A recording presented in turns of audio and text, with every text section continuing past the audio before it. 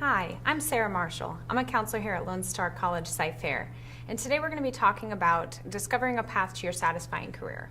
Before we get started, I wanted to make sure that everybody knows where we're located because it's really important to be aware of not only our services, but where you can find it. So we're located in CASA 109, which is in the CASA building, and that's the Counseling, Career, and Disability Service Office. So in our office, we do obviously a variety of different services. Disability services, and we're also here just to provide general counseling to students who have personal problems or just want to have somebody to talk to. We also work with students who are experiencing academic difficulty. So like I said, we're in CASA 109 and we're open to see students anytime. But today what we're going to be focusing on is discovering a path to your satisfying career. So the career services piece. So it's important to have a plan of where you're going and what you're doing. And your career is obviously going to be something that you're doing for a good amount of your life. So it's going to be really important that we put a lot of time and a lot of energy into really thinking of what that path is going to be, how you're going to get to your goal of having that satisfying career. So we're going to start by thinking about what is your ideal career? What is it that you want to do? So in thinking of this, you want to really think of what are those characteristics of a career that's incredibly satisfying to you. So a lot of times people can start by thinking of, what's a current job you have? A lot of people have part-time jobs or full-time jobs doing various different things, but that may not be your passion. So looking at the job and saying, what's missing from this job for me? What am I not getting to do? Am I not making enough money? Am I not feeling really challenged, and being really aware of what those things are that make that satisfying career. And it's going to be really different for different people, obviously. So here's an idea of some things that you might say. You might say that it's important to you to make a satisfying income. You want to make money to live your life, and that's completely normal. That's a really, really honest way to approach it. Another one might be you really want to look forward to work. You want to have a contribution that's respected and appreciated. Really enjoying the people you work with, or it may be something that's important to you that you kind of work by yourself and you can accomplish tasks and kind of move forward that way. It may be important to you to have a chance for personal growth and development. But the most important thing and what we're focusing on today is having a job that fits you. You want it to fit these four main components. You want it to match your personality, your interests, your values, and your skills. So your interests, your values, and your skills may change over time. What you're interested in now as a freshman in college may be really different by the time you're in your mid-20s. Your skills obviously are meant to grow and expand as you get educated and have job experience, but your personality is going to stay the same. Your personality is innate to who you are, and that's why we're focusing on that so much in this class and with the Do What You Are, and that's what we're going to talk about a lot today, is that personality, to really understand that piece of you. So when we look at career planning, it's really a cyclical process. You can see there, step one is assessing yourself and gaining self-awareness. We're doing that with the Do What You Are. We're really getting that look at your personality, your interests, your values, and your skills, and understanding that whole piece of who you are. After that, you're kind of moving into the next phase, which is exploring career options, seeing, now that you know who you are, how do you fit into the world of work? After that, you're moving into step three, which is making a career plan. So once you know who you are, what's available, how are you going to get there? How are you going to kind of bridge those two? And step four is always evaluating, because it's important to go back in step one and see, maybe my values are changing or my skills are changing. Is this job, is this plan that I've established, is that still effective? So just kind of making sure that you're always checking back on those things.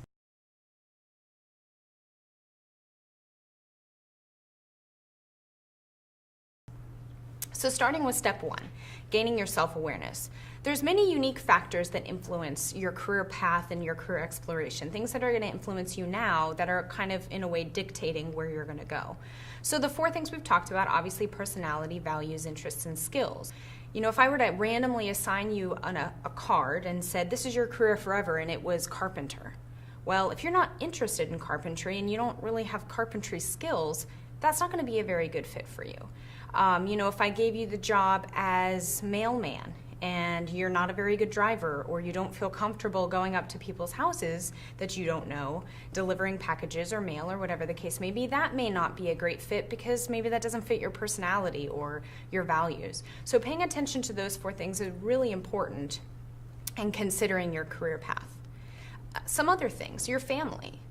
Your family can influence your career path in a lot of different ways. You know, if your family is if they're all business majors, engineers, if there's a family business, you're getting information from that. And whether you're looking at that and saying, oh wow, I really am interested in business, that'd be pretty cool. Or saying, business, I've seen the lifestyle, I've seen the education, I'm not really interested in that. But you're getting that information. Your family also has a lot of good feedback for you in regards to the kind of person you are. You know, what things they think you're really good at, or what things are kind of difficult for you or might be potential challenges. So your family provides a good resource of information in this process. The next one is circumstances. So these are going to be things you're exposed to. For example, if you were in a car accident and broke your leg and you weren't able to walk, and you had to go to see a physical therapist and maybe occupational therapist and do a lot of rehab, that's exposing you to careers that you might not have known about otherwise. So thinking about those things, what have you experienced? Who are family, friends maybe in these industries, or experiences that you've had that exposed you to these things, and how has that influenced you? If that's educating you about those fields, whether it's positively or negatively, it's definitely an influence. And geography. It's obviously really important to be aware of where you live, right? If I wanted to be a ski instructor and I live in Houston, I'm probably not going to be as successful as I could be. So being aware that in Houston, oil and gas and medical are our top industries. So when you're doing your career exploration, you're looking for what might be a satisfying career, you want to make sure there's going to be opportunities.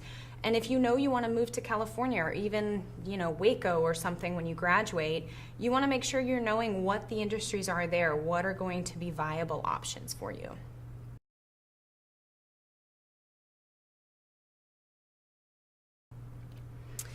So we're looking a lot at the do what you are. The do what you are is based on the Myers-Briggs type indicator, and it's looking at your preferences, those natural tendencies.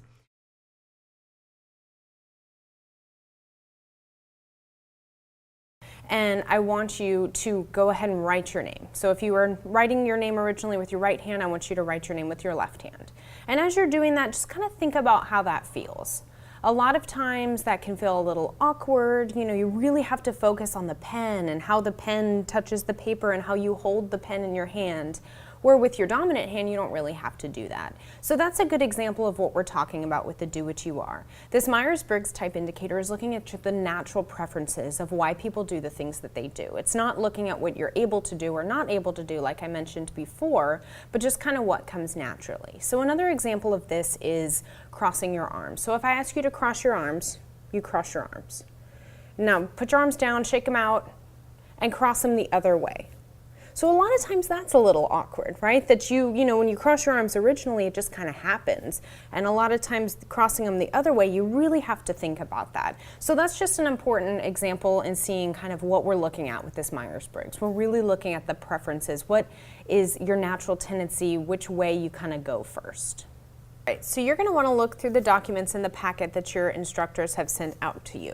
So page 1 looks like this, and it's called the Myers-Briggs type indicator, and you can see all of the different spectrums that we're going to speak about throughout the rest of this presentation. So I want you to go ahead and up here in the top corner, I want you to write your name. Just go ahead and write your name up there because this is going to be your packet just so you don't lose it. The back of this first page breaks down all of the different personality types, and you know, so that's going to be something you're going to want to find your personality type on here and kind of read a little bit about that description and see if that's a good fit for you. Page 2 is green. The front side of page 2 describes all the services we provide in the counseling office, which is what I talked about a little bit in the beginning of this presentation.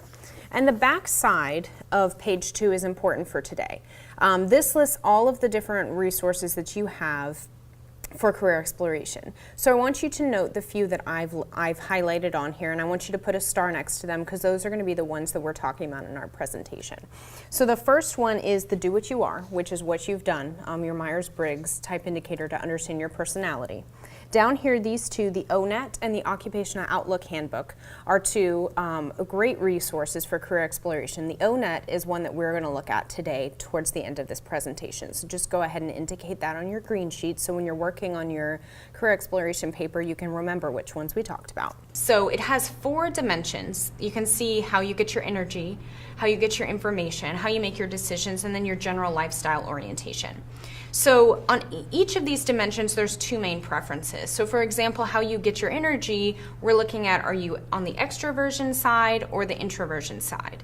And it's important to remember that this works on a continuum. So it's not I'm 100% extrovert or 100% introvert, but you kind of fall somewhere on that continuum. So that's why that Myers-Briggs type indicator, page 1 in that packet, we're going to kind of go through that as we discuss each of these dimensions. And I want you guys to kind of indicate where on that scale you think you fall. If you're really strongly introverted, or if you're kind of 50-50 but leaning a little bit more towards introvert or a little bit more towards extrovert. So you kind of understand.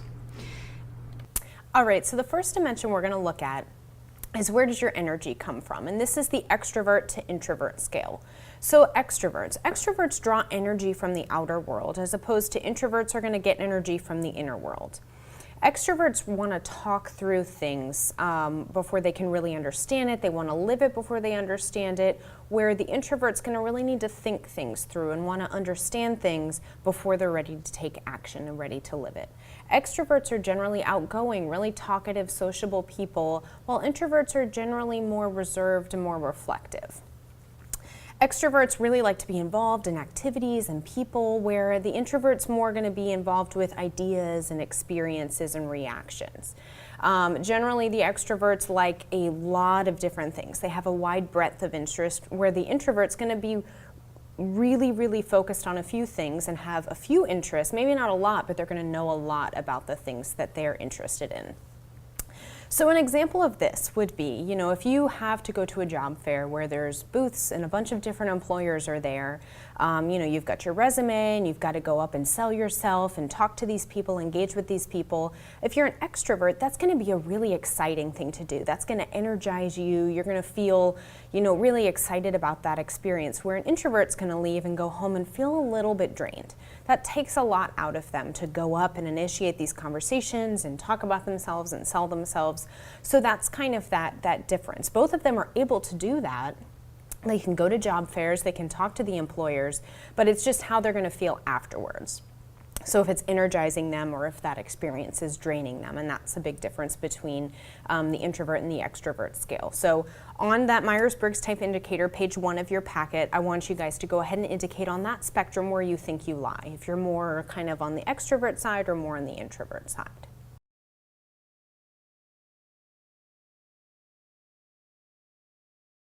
So now we're moving on to how you gather information, and that's the sensing versus the intuition scale.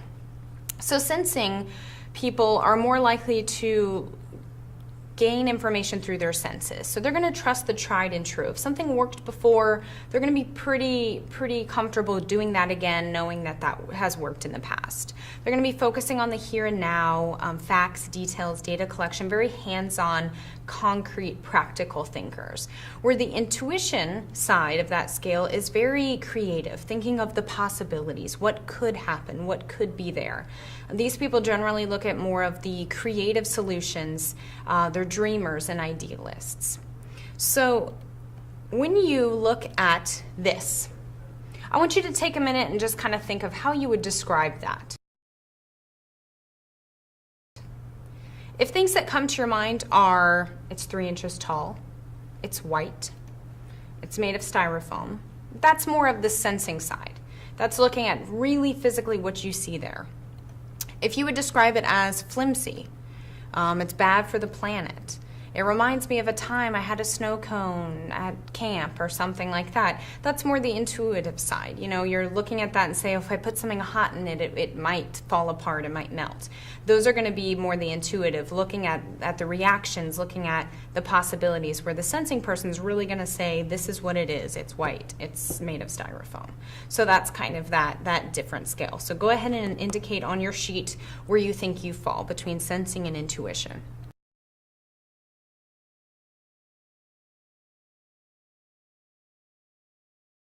All right, so the next continuum is looking at how you make decisions. So that's the thinking versus the feeling.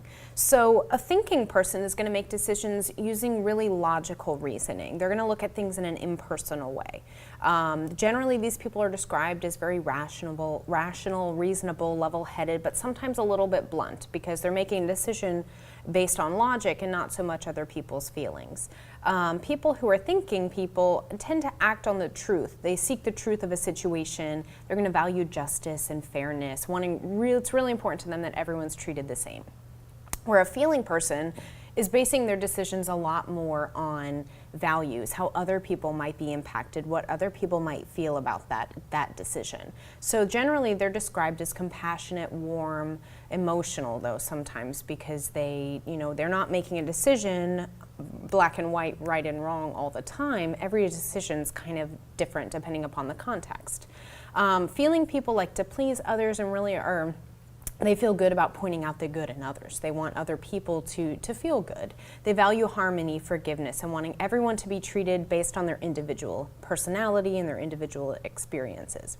So an example of this would be, if a person gets a promotion and they're supposed to start their promotion next week, but before the promotion is in place, they take a huge risk and make a decision that doesn't end well with the company. Well, the executives of that company may be looking at this individual and wondering, do we uphold his promotion or are we going to withdraw his promotion because of what happened? An executive who's more of a thinking person is going to think about it much more logically and say, his previous performance shows that this is an anomaly. This probably isn't going to happen again. We've put a lot of time and energy and resources into the hiring process. We'd have to go back and redo everything. So we're going to go ahead and give him his promotion and let him keep it. The feeling, and that's the thinking executive. The feeling executive is going to be a little more worried about company morale. So saying, well, other people, if they see that we don't uphold his promotion, they may start worrying about keeping their jobs more than they're worrying about the duties of their jobs. They may make reports to HR and be concerned about, their job security and, let's just go ahead and give him his promotion. So that's kind of the difference. Both these people arrive at the same decision in letting this person keep his promotion. It's just how they think about it, how they get to that decision. So when you go to indicate that on the spectrum on your sheet, thinking about that. If you have to make a decision, where does your mind go first? Does your mind go to how people are going to be impacted, how people might feel, or are you going to go more towards logical, black and white, this is true most of the time or all of the time, and that's kind of how I'm operating. So that's the difference there. So go ahead and indicate on the spectrum where you think you lie.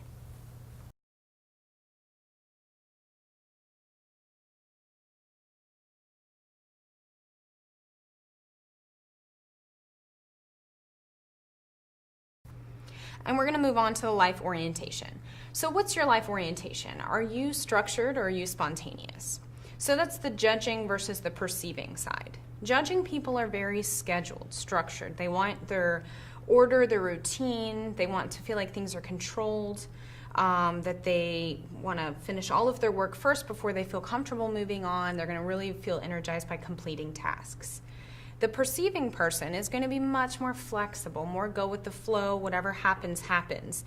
If a plan changes at the last minute, they're okay with that. They can adapt, they can adjust, they kind of enjoy that. They like to improvise and make decisions on the fly and just kind of let things happen. So that is the lifestyle orientation spectrum, and where they fall on that.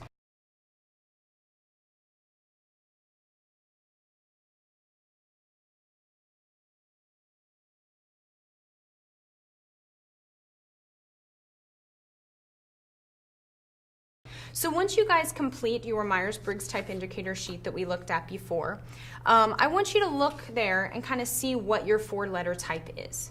And then I want you to look at your Do What You Are handouts and see if it's similar. If there are large discrepancies between what you indicated today while I was talking versus what the Do What You Are said you were, I want you to definitely make an appointment and come in and meet with a counselor, because we want to make sure that you're getting the most accurate information and that everything is really a true personality type for you. So I give you guys this example of a Do What You Are handout. And you can see this person, the personality type they have is the ESFP.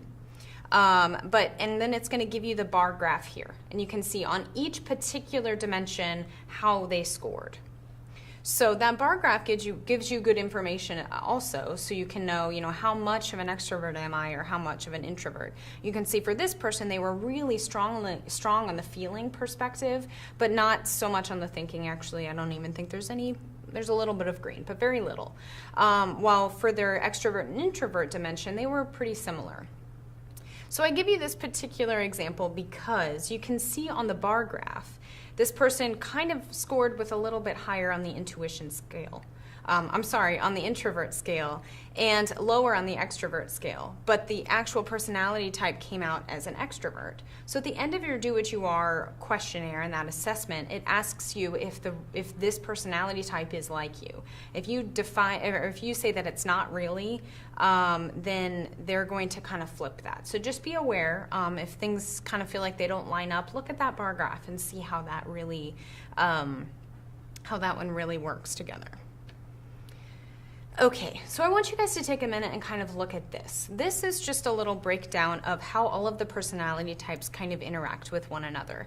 So you can see, I want you to really hone in on what your personality type is and what's its relation to the possible versus the present, or personal versus logical. And you can kind of see similar careers that are close by in the little area of your personality type.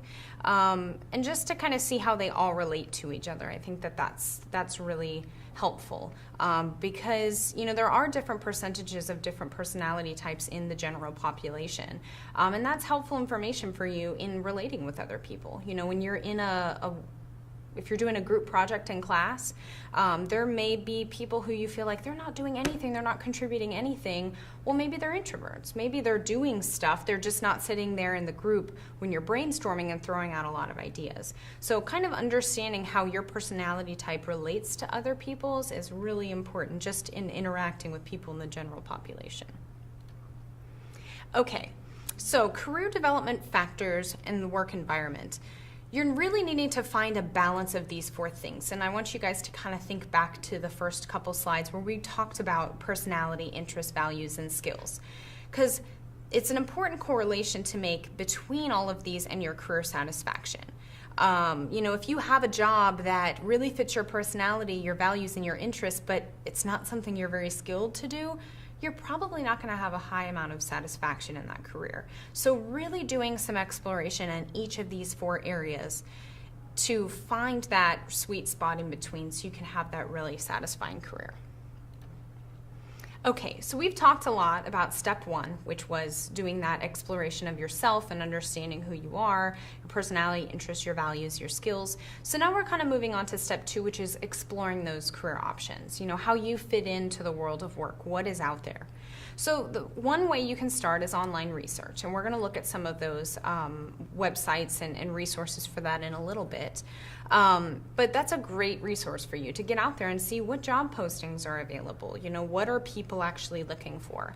But another really great way to get some career information is internships. If you do internships or you have related part-time or full-time jobs, that's giving you information whether you're saying this is really a good fit for me on a day-to-day day in the life of this particular career, that's something I really want to do. Or you're getting information like, wow, that's just not something I could do every day. Good thing I had that internship. So exploring and kind of being open to those options and those opportunities is really important. And the last one on there, just pay attention to campus events. We have career fairs, job fairs, transfer fairs. You have advisors you can go and talk to. You have faculty members, instructors that you can talk to who may be in that field or may have information about that field. So just taking advantage of what's around you, especially while you're on campus, is just a really huge piece of all of this.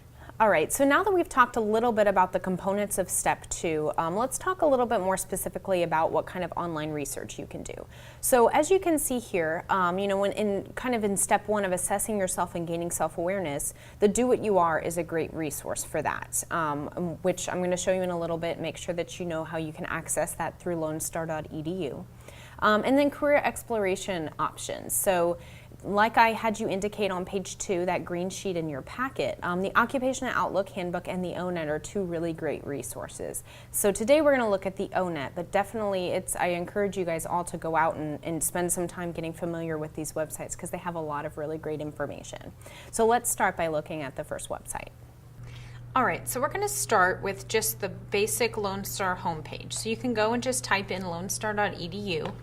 And in the search field, you're going to type in career services.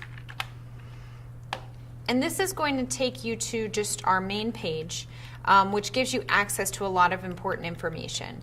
So you can see on here there's a link for career planning, employer information, job search assistance, job fair information, how to post your resume, etc. So we're going to start here by clicking on the Your Career link under career planning. And you can kind of scroll down and see. So this is a lot of what we've been talking about today. So starting with step 1, which is assess yourself, which is what we've been doing. And you can see right here is the Do What You Are career assessment. So that's where you can go to pull up the Do What You Are results in the future. So just make sure that you are aware of how to access that. And then next we're going to scroll down here to step 3, because that's where we are in exploring career options. And we're going to click on this link that says career resources. So this page gives you all of the different resources that we have. And that's very similar to what you see on page 2, that green sheet of your packet on the back side of page 2 lists all of these resources. So what we're going to look at is the ONET. So you can go ahead and click on this link and it brings you up to the ONET's webpage. So here you can think of, what kind of job are you interested in, or where do you want to start searching? So say we want to see what it would be like to be a registered nurse. You can type that in here. And then it gives you the little sun, means that it's a bright outlook. So that means that there is job growth. And you can click on registered nurses. And the ONET's going to take you through a lot of important information. So it starts with the tasks. These are things that people in this industry will do. You can find out tools and technologies, skills, abilities. But we're going to start down here looking at education. So this tells you the percentage of people in this field who have this particular degree level. So you can see 66% of people have an associate's degree, 23% have a bachelor's degree. So that kind of gives you some information of what kind of degree you would need in moving forward in that field. And then you can kind of scroll through work styles, work values, and you get down here to wages and employment trends. So this is nationally. You can click on this little link and see the state wages. But this gives you the median wages and then the job growth. So this is really important to be aware of the job growth. So you can see here it has a 15 to 21% growth, which is faster than average. Average growth is about 12 to 15%. So that's really important to be aware of, because job growth is obviously meaning what is the future of this career. How, when you're actually out there looking, what are the chances that you can actually get a job? Now, the related occupations is an important section to also look at, because say you were looking at the job growth here and it said 2%. Well, you may want to go up here and look at the related occupations and see what else is similar to this career you're interested in, but maybe has a higher percentage of job growth and maybe a brighter outlook. So that is the Occupational Outlook Handbook, the ONET rather. That's the ONET, and so that you can just kind of, like I said, go through the top here and just click on all the different tabs to get more information about that career. All right, so now that we did step 2, we kind of started that process of exploring careers. That's kind of where you guys are at now. You're going to need to take some time and look through some of these resources, spend some time on these websites and really look through these careers that you're interested in. If you're sitting there saying, I have no idea where to even start, the Do What You Are gives you a lot of careers that they think would be a good fit with your personality. So that's a great jumping off point. So go through those printouts and kind of start exploring some of those careers and see if you're interested, if that's a field that you would be happy in. If you're doing research, nothing really fits, again, a great opportunity to come back and talk to us, and we can do some one-on-one career exploration with you. But once you really get a good understanding of those career options and what you want to do, then you kind of move forward to step 3, which is making that career plan. So defining your choices, choosing a major, again, meeting with your academic advisor here at Lone Star, making sure that you know the academic plan that you need to follow so you're taking the right classes and you're not paying for classes you don't need or spending time in classes you don't need. But connecting those step 1 and step 2. Now that you know who you are and where you're going, how are you going to get there? And I know a lot of people who are more perceiving lifestyle, that's a difficult thing to sit down and make that plan and say step 1 is this, step 2 is this. All the people on the judging side are like, woohoo, this is awesome. But you have to have that plan. You have to kind of know how you're going to get there in order to really know that you've arrived and know that you're on the right path. And step 4, again, is evaluating regularly, always checking back, as your values and your skills and your interests are kind of evolving and changing, making sure that job's still a good fit for you on those levels, and making sure that the options you're exploring now are still open whenever you're, actually actively looking for jobs. But knowing that process is going to be really important for you. If you have any questions, you want to go through your Do What You Are results, you want some help with career exploration, our contact information is listed for you on the screen here. Feel free to email us at cyfair.counselingservices@lonestar.edu, or you can give us a call at 281-290-3260. Or come by our office. We're located in CASA 109.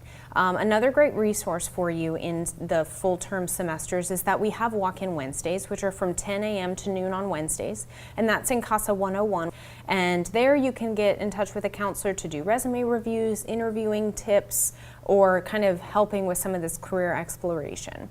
And it's also important to pay attention to campus events, whether there's job fairs or transfer fairs, to just keep your eyes and ears open for that information and use that as part of this process. Once again, my name is Sarah Marshall, and I thank you so much for joining me today. Good luck on your career exploration process, and just remember that you do have a resource and using the Counseling, Career, and Disability Office in CASA 109 for any career service assistance that you might need.